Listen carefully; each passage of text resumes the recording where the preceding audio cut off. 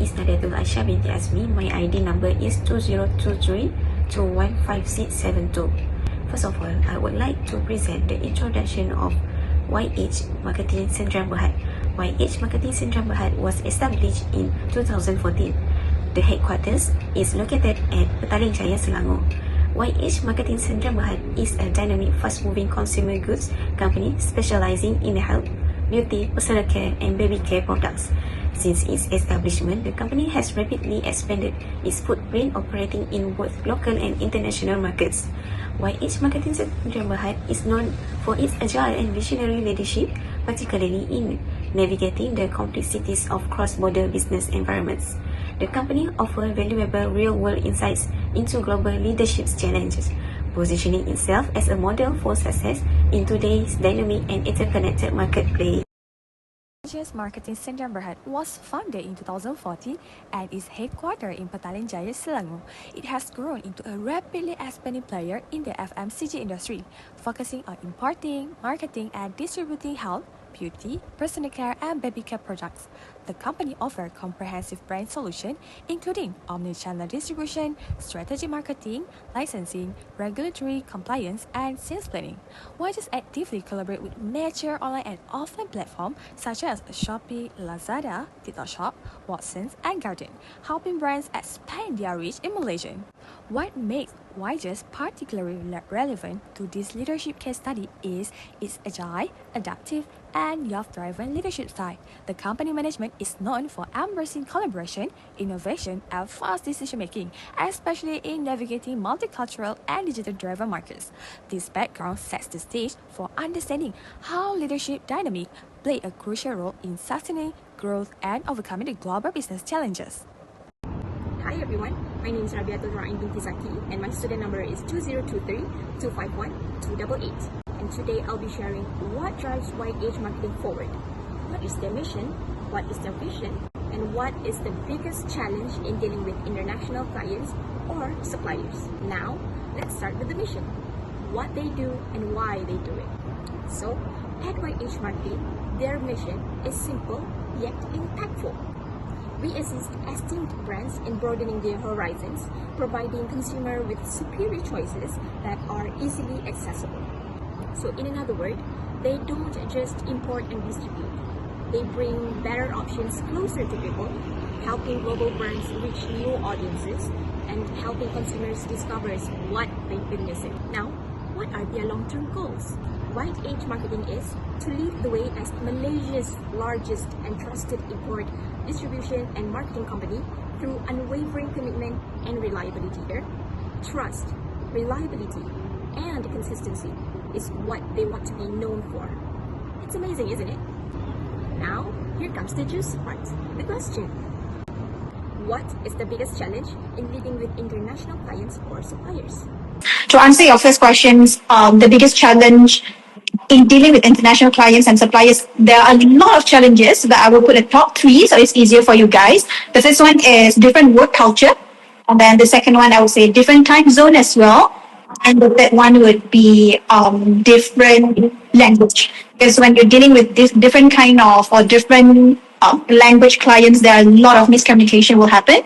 And as you all know, when you have even a little bit of miscommunication in a team, it would lead to a huge ad hoc decisions, a huge misunderstood. So I think these top 3 are the most important challenges in dealing with international suppliers or clients.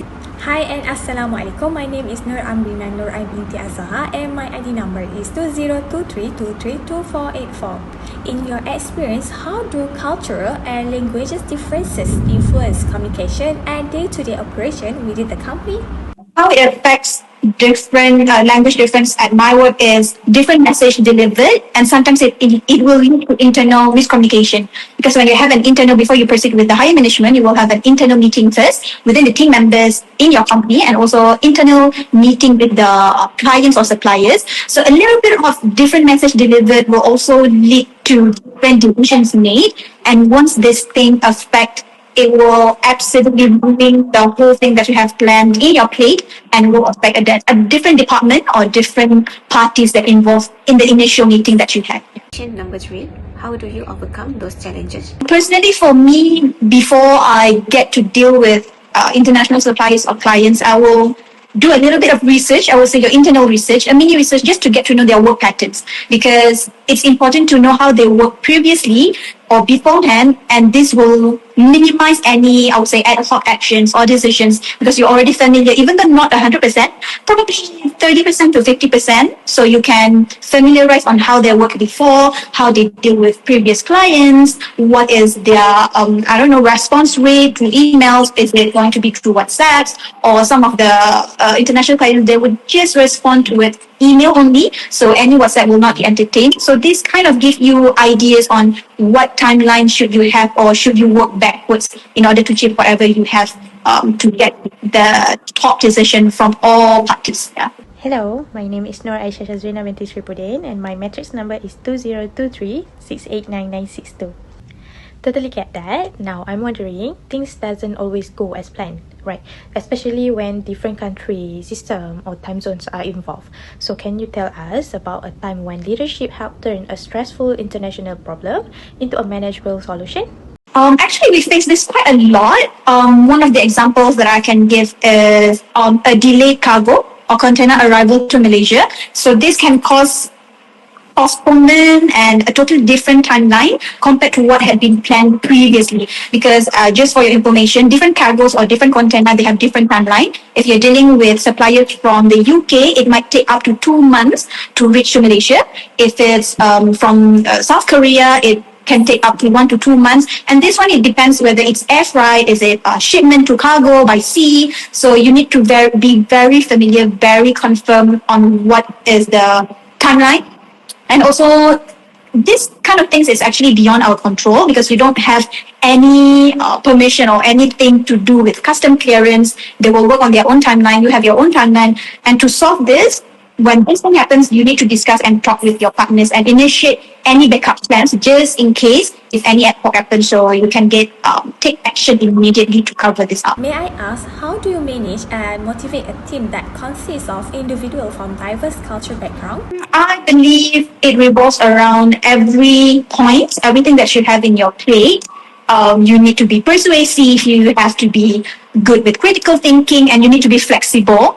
As I said, different time zone, you might be resting at night previously, and then suddenly your client texted you, you need to hand over these materials to me, I need to come up with this. So flexibility is really important as well, and you need to be critical thinking of what you should do, what you should not do, how to do it, and what is the outcome that you can get to the next, but not giving too much, so that you still can handle it and you can get the biggest outcome by using a very minimal action from your side.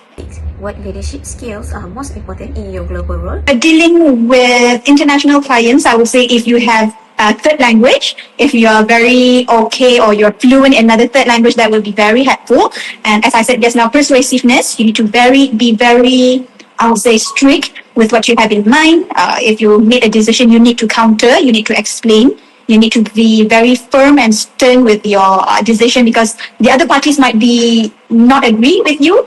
And since you are very familiar with your market, especially Malaysia, you have every right to defend whatever you have in mind, and you need to justify why you are doing that, so that they can get the true intention and true purpose of what you are doing to your Malaysia market. It comes to closer. Last question. So every leader has a first time, a first team, a first meeting, a first mistake. So what would you share with someone taking those first steps? This one I learned through my CEO as well. She said nothing is hard, it's just new. So you always need to take time to study and get to know your potential client, your customers, your investors, because all of this determine on how you're going to get the outcome of your strategy, the outcome of your whatever you had in mind. So I think for future global leaders, you just need to be very brave, and you have to be willing to take risk of what you had in mind and how you are planning to do it in the future. Whitedge shows how good leadership can really make a difference, especially in the fast competitive world of global FMCG. They deal with real issues like different culture, communication gaps, and market that change quickly. But what keeps them strong is smart planning and the way they work closely with others, always finding solutions together. Whitedge doesn't just follow the flow of international business, it's adapt, leads, and set a great example for how to grow in a changing world.